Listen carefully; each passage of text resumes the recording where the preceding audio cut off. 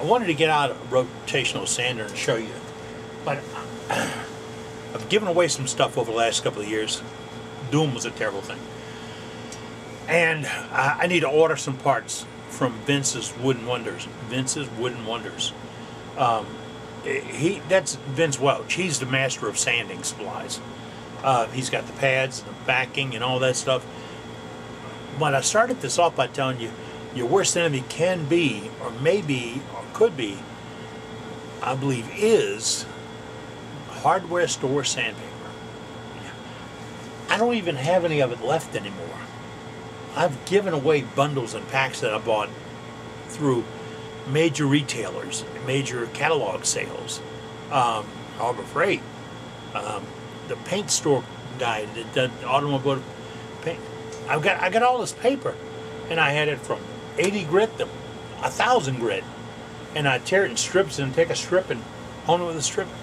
I was being my own worst enemy at the time. I really was. Why?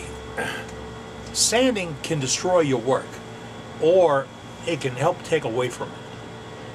And we're going to do something about explaining sanding and why I'm a big kick on this rotational sanding. It's not powered. I got a little power thing back there. I'll show you when we do it. When I'm talking about rotationals from Vince's Wooden Wonders, I get these pads, right?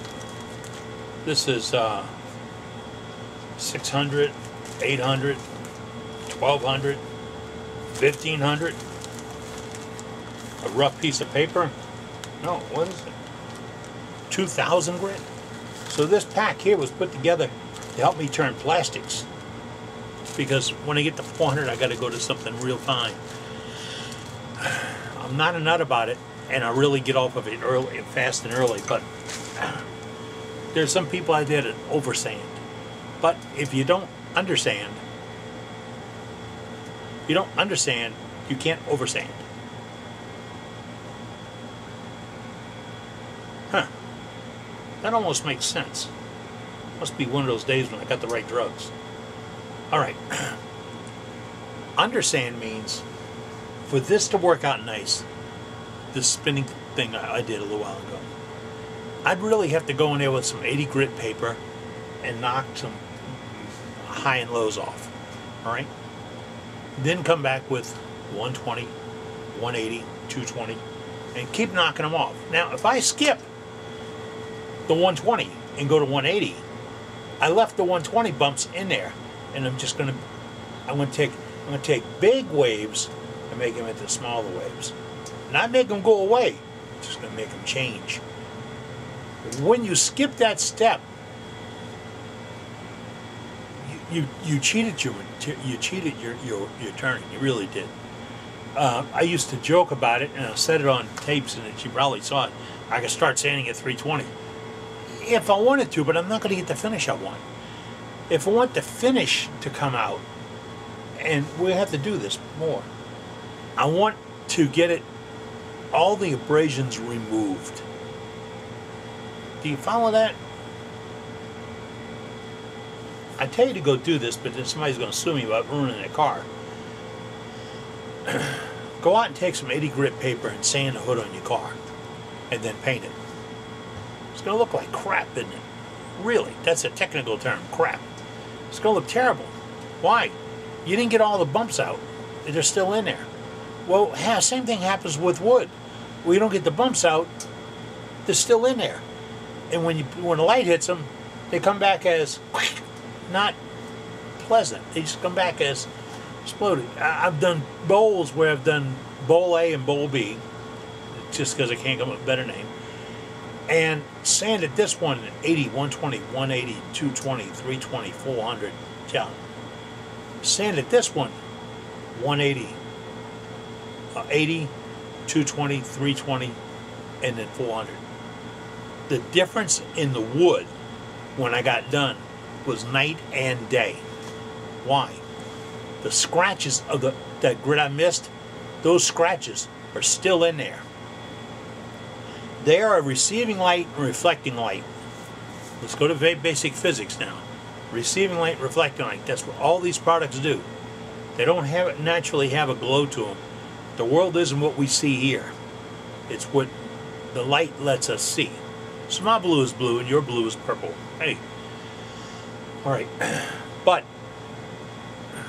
it reflects the light back. If we sand it adequately, then we can get rid of that scratch.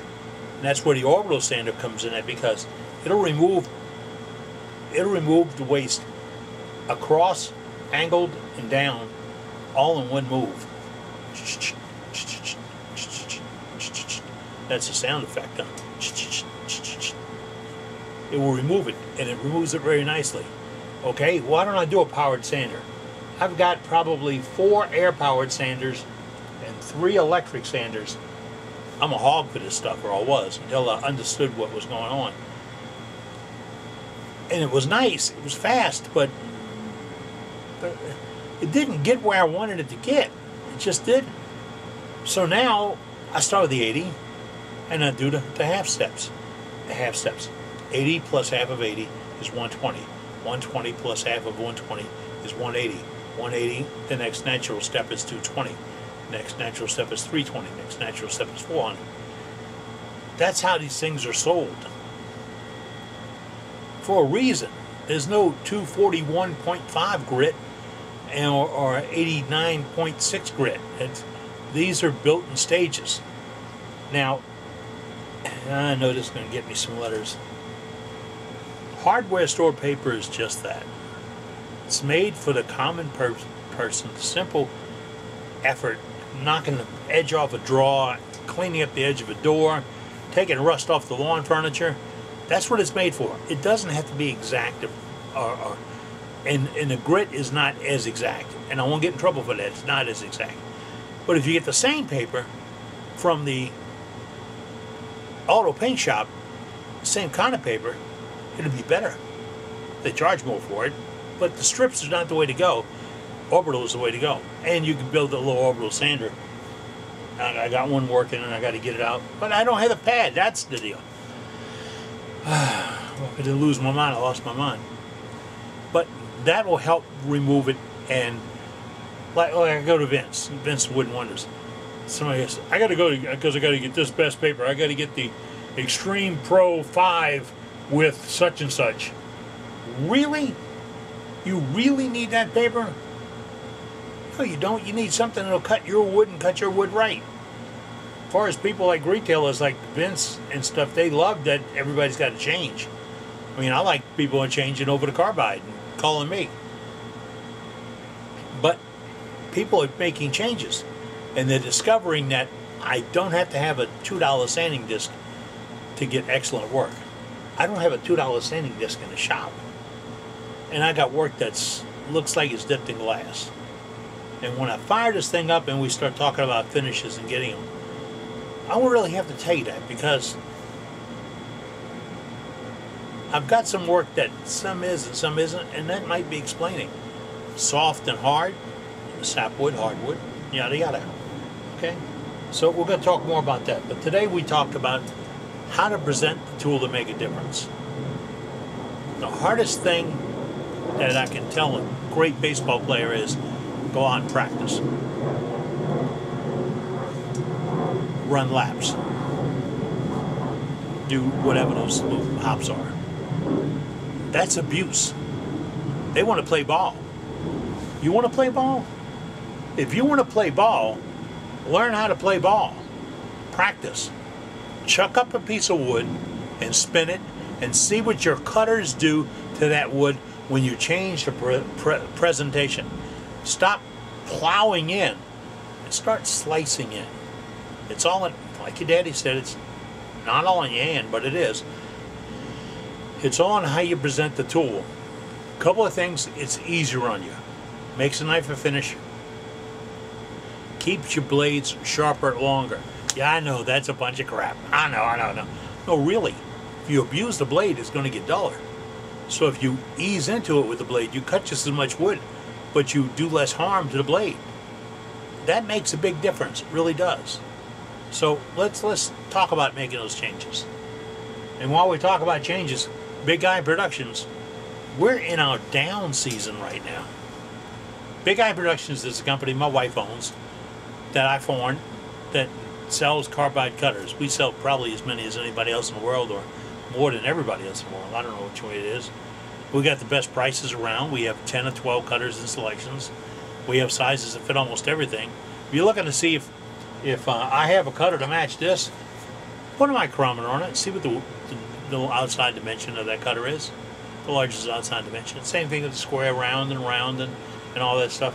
Because then we can just go to our book on our website, www.eddiecastelin.com, on the cutters only, and you pull all them cutters out, and then you find the ones you want. We're the guy that puts the dimensions. Find that somewhere else. The dimensions for the cutters, because they're all coming out of the same box. Well, maybe not the same box, but the same machine, the same pallet, you know. But we have all this, and I said our slow season. You bought from us great in a couple of months when you were stuck and you couldn't get in the shop, and now you're in the shop. Didn't you dull some blades? Didn't you need a template? Didn't you need a bar? Hey, give me a call. That's what I'm here for. And I'll even answer the phone on Sunday like I did for Woody. All right? And I'm pretty sure Woody had to hurry me off the line because he had to get into the shop and start turning some wood. All right, why don't you do the same thing? Go out and make some shavings. I'm Captain Eddie Castellan. Thanks for tuning in. Hope to see you soon.